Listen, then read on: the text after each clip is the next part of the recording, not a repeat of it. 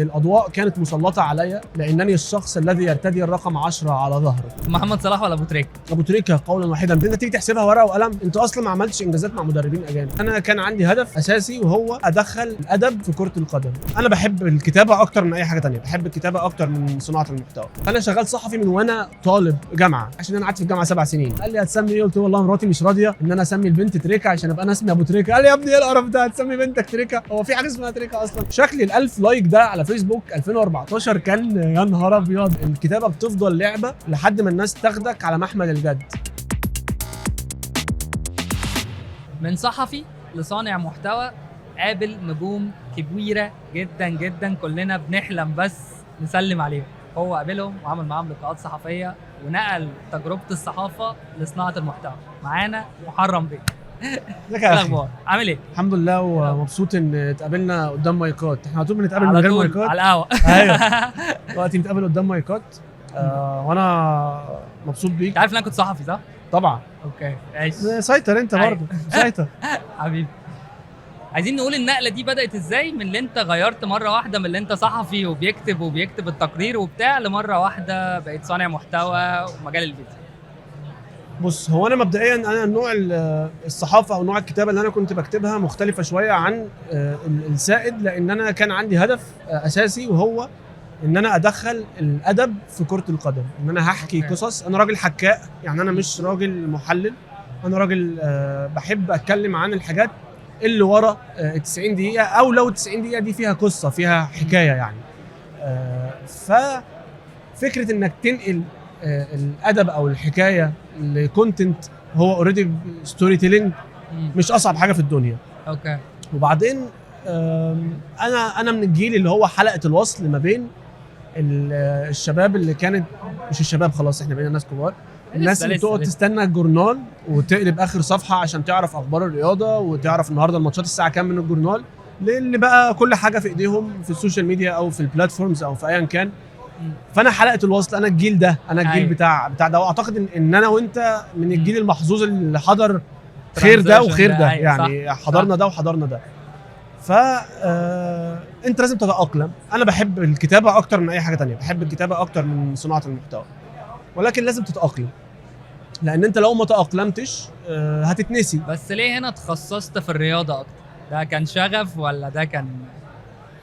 هو طبعا كان شغف، بس انا ما بداتش رياضه. اوكي. انا بدات سياسه. ماشي. بدات سياسه 2011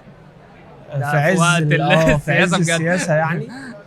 وبعدين حسيت ببعض القيود، خصوصا ان انا كنت لسه شاب ثوري، عندي افكار ثوريه ومهتم جدا باللي بيحصل، فحسيت ببعض القيود. فقدت بعديها الامل ان انا اصلا اكتب، لحد ما حد صاحبي قال لي طب ما انت يا ابني بتتكلم ليل ونهار في الكوره، ما تجرب تكتب في الكوره يعني. وبدات مع موقع اسمه يورو سبورت كنت بتمرن معاه، وبعدين لقيت اعلان عامله موقع اسمه كوره لاين لو تفتكروا، فبرضه في عز المليون فولور دول لما كانوا بيجوا كده، عامل اعلان ان هو عايز صحفيين رياضيين. والحقيقه ان هم دول اللي انا بدات معاهم اعرف كل حاجه ليها علاقه بكتابه الخبر، ازاي تكتب الخبر، تبدا بالفعل الاول ما تبداش بالاسم، الحاجات الاساسيه بتاعه الكتابه. وبعدين بدات اخد كورسات مع المصري اليوم واليوم السابع، استاذ شارل المصري واستاذ مفتاح واسماء يعني عباقره. دخلت في المجال قوي.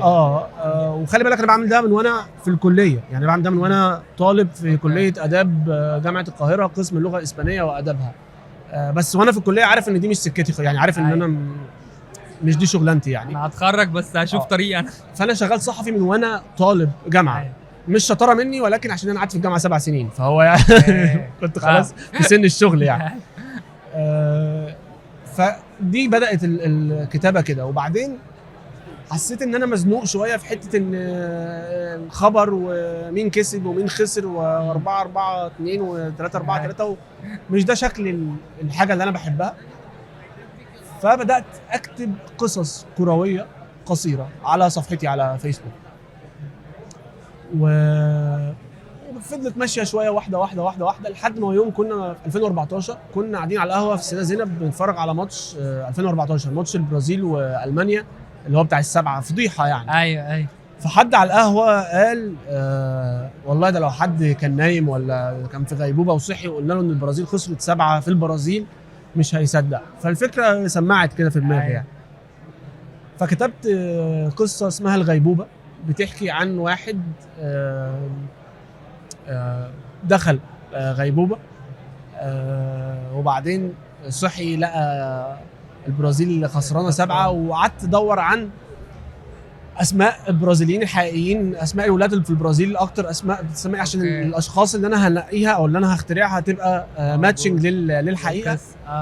والشخص ده نفسه كان جده من اللي كانوا في كارثه الماراكانا اللي في اول كاس عالم لما اوروجواي كسبت البرازيل في البرازيل، وكان حداد عام في البرازيل وفي ناس انتحرت عشان البرازيل خسر كاس العالم ده. فايه في تروما مكمله معاه من الجد للحفيد.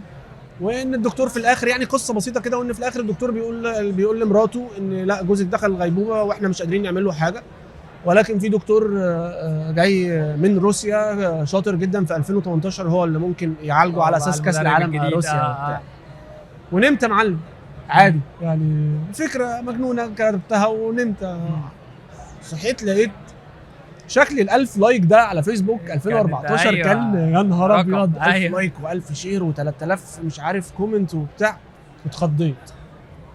وبعدين الخضه دي بتخليك اللعبه، كان بيقولها على طول عمر طاهر، الكتابه بتفضل لعبه لحد ما الناس تاخدك على محمل الجد، لحد ما الناس تقول لك برافو او الناس تقول لك شاطر، ما بتبقاش لعبه خلاص. صح. انت بتبقى مسؤول بقى انك تطلع حاجه محترمه. صح خلاص انت. ومن يومها بقى ده الخط بتاعي اللي انا ماشي فيه. حتى الكتاب لما نزل عملت كتاب اسمه حواديت حره مباشره، هو قصص كرويه قصيره، ان شاء الله شغال على الكتاب الثاني.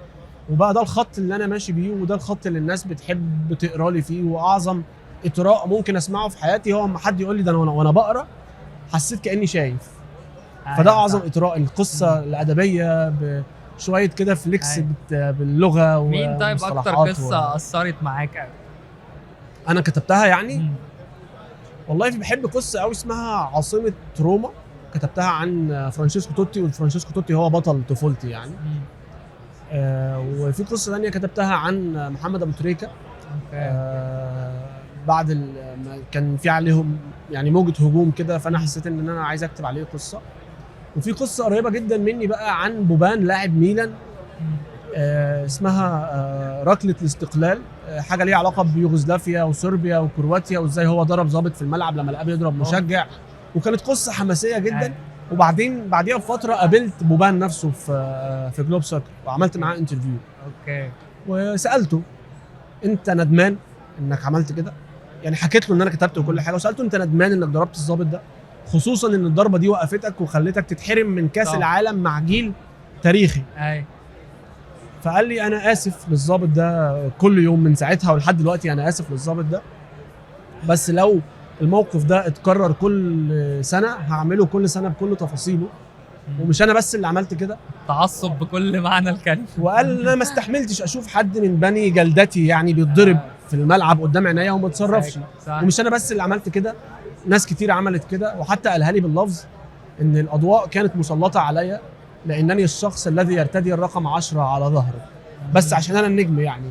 لكن في ناس كتير عملت زيي، وانا كل مره مش هقدر اشوف حد من ولاد بلدي بيتضرب ظلم وما تصرفش يعني. تعالى نروح بقى لحته منتخب بلدنا شويه، اننا بنتكلم على الاجانب بقالنا شويه.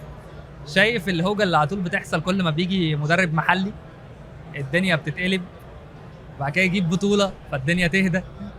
شايف الموضوع ده من وجهه نظرك؟ شايف الموضوع ده منطقي، كل مره هيحصل كده. بس انت تيجي تحسبها ورقه وقلم، انت اصلا ما عملتش انجازات مع مدربين اجانب. ما عملتش انجازات. انت اول بطوله خدتها في افريقيا بتاعه 57 اللي كان واخدها مدرب مصري، مراد فهمي، اللي هو بالمناسبه جد عمرو فهمي الله يرحمه. وتجربه حسن شحاته هي التجربه اللي اثرت القصه دي كلها، والجيل بتاعنا وهو صغير، وقبله كمان تجربه الجوهري. ما هو جوهري حسن شحاته صح، هم دول اللي عملوا معانا انجازات في افريقيا. ف احنا ما عملناش انجازات مع مدربين اجانب. حتى يا عيني برادلي اللي جه ما خسرش ولا ماتش مع منتخب مصر، خسر ماتش واحد وكان ماتش فضيحه 6 بتاع غانا. صح. ولكن لسه الناس مش قادره تثق في المدرب المصري، خصوصا ان مثلا تجربه زي بتاعت حسن شحاته دي اصلا الناس ما كانتش واثقه فيه، وكان جاي بشكل مؤقت، وقبل بطوله 2006 كان هيمشي وقالوا له خلاص سيبوه بقى حقنه وهناخدها مره واحده، وكان الله بالسر عليه. وفي دايما اعاده يعني محاوله لاعاده الفكره دي بتاعت ان مدرب مصري ياخد بطوله مع فرقه مصريه متوسط جدول، حسن شحاته مع المقاولين، محسن صالح مع الاسماعيلي. يعني الاسماعيلي مش ايوه مش فرقه متوسط جدول، هو فرقه من الفرق الكبار، ولكن مش من الفرق اللي بتكسب بطولات على طول، على الاقل في العشريه الاخيره دي يعني ما بتكسبش بطولات. فمحسن صالح كسب الدوري مع الاسماعيلي، خليناه مدرب المنتخب وفشل.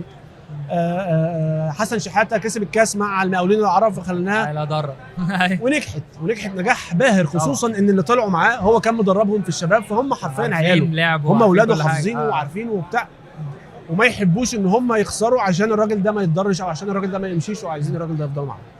هل بقى حسام حسن يعرف يعمل ده؟ اتمنى. هل انا عايز حسام حسن ولا مش عايز حسام حسن؟ ما عنديش راي يعني، مش لا بحبه ولا بكرهه، انا مستني اشوف لو هنشوف النتيجه يعني. طب محمد صلاح ولا ابو تريكه؟ ابو تريكه قولا واحدا بالنسبه لي انا، وحتى لو ده اختيار عاطفي فهو اختيار عاطفي. انا بفكر. ليك مواقف مؤثره مع ابو تريكه؟ انت قابلته كذا مره؟ قابلت ابو تريكه مرتين.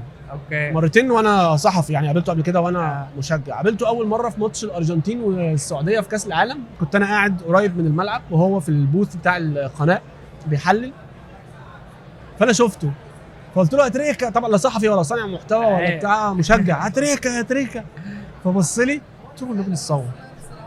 والله العظيم والله العظيم يا هاني ساب البوث وعدى التراك وجالي لحد المدرج وتصور معايا، وما الناس بقى لقت ان بيتصور ابو تريكه وبتاع، كله صور بتاع، قال لهم معلش هروح، بس والله مش همشي الا لما اتصور مع كل اللي عايز يتصور. هو جميل. وما امشيش الا لما اتصور مع كل الناس اللي عايز تتصور. المره الثانيه قابلته العزيز محمد سعدون الكواري، جمعنا ببعض في قطر في معرض الكتاب في الدوحه، وقابلت ابو تريكه وقعدنا بقى نتكلم، واتكلمت معاه عن الكوره وعن الذكريات وعن ماتش صفاقس طبعا، واقول له انت ازاي جالك قلب تقول ان جون قفشه احسن من جونك؟ يعني انت شفتش احنا حسينا بايه؟ ايوه صح.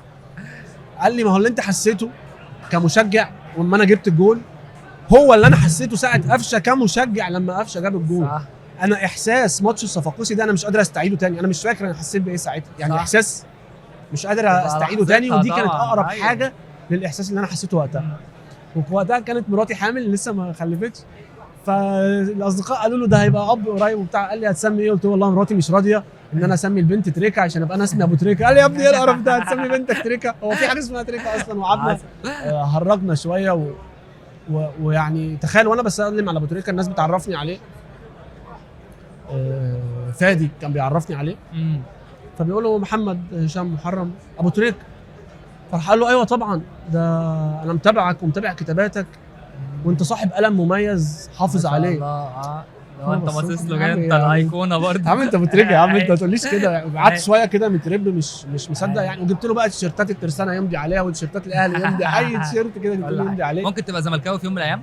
لا استحاله طبعا، استحاله. ازاي يعني ليه؟ فريق اولا انا معظم عيلتي زملكاويه.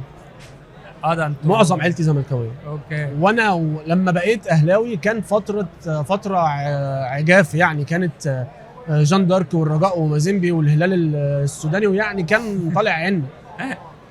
بس انا دايما بقول ان الاهلي او فريقك المحلي عامه هو اول اختيار انت بتختاره في حياتك كلها، والله العظيم. امشي معاه للاخر. انت وانت طفل وكاتب ده في الكتاب، حتى انت اللي اخترت اهلك ولا مدرستك، صح، ولا المنطقه اللي اتولدت فيها، صح، ولا اللبس العره اللي بنشوفه دلوقتي واحنا متصورين فيه واحنا اطفال كده لابسين جاكيت جينز زي بتاع الطويله دي الزعيم الواد سيد الشغال. احنا ما اخترناش اي حاجه. اول حاجه انت بتختارها هي حبيت مين اكتر، انهي فرقه انت حبيتها اكتر، وانهي فرقه انت ملت لها اكتر. عشان كده ما بصدقش اما حد يبقى مثلا كروي او صحفي كوره وبتاع وتقول له بتشجع اهلي ولا الزمالك، يقول لك والله بس انا بحب تشيلسي وبحب ليفربول. يعني ايه يعني؟ وخصوصا وانت من سني. يعني انت وانت صغير كنت بتتفرج على ايه يعني؟ صح تشيلسي وليفربول دول كنت تسمع عنهم الا بيجيب القنوات يعني فين وفين لما بنجيب جريده اوليه من هنا ولا حاجه. فلا انت بتشجع واحده من الاثنين، قول انا بشجع كذا ووري للناس انك محايد عادي. انا مثلا انا استحاله هعرف ابقى محايد، لذلك عمري في حياتي ما اتكلمت عن الكره المصريه كصحفي. مش هعرف يا اخي، مش هعرف. انا مشجع.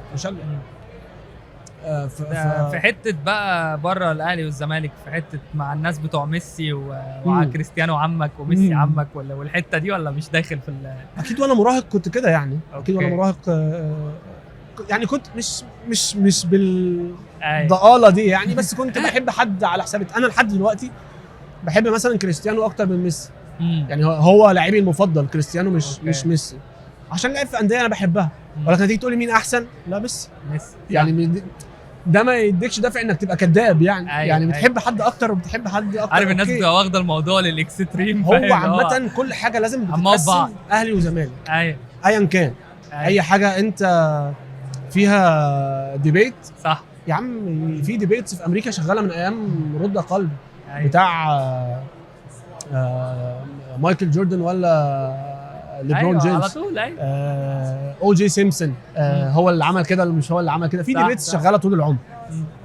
فهي الدنيا هتفضل كده، بس الناس ايه على الرايق كده، والعمليه مش مستاهله يعني. نصيحه منك اخيره لصناع المحتوى والمحبين الكوره. محبين الكوره اتبسط بالكوره، عشان انا مش عايز افضل اقول الكلام اللي انا بقوله على طول وبكرره، بس انا بالنسبه لي الكوره هي نوع من انواع الفن.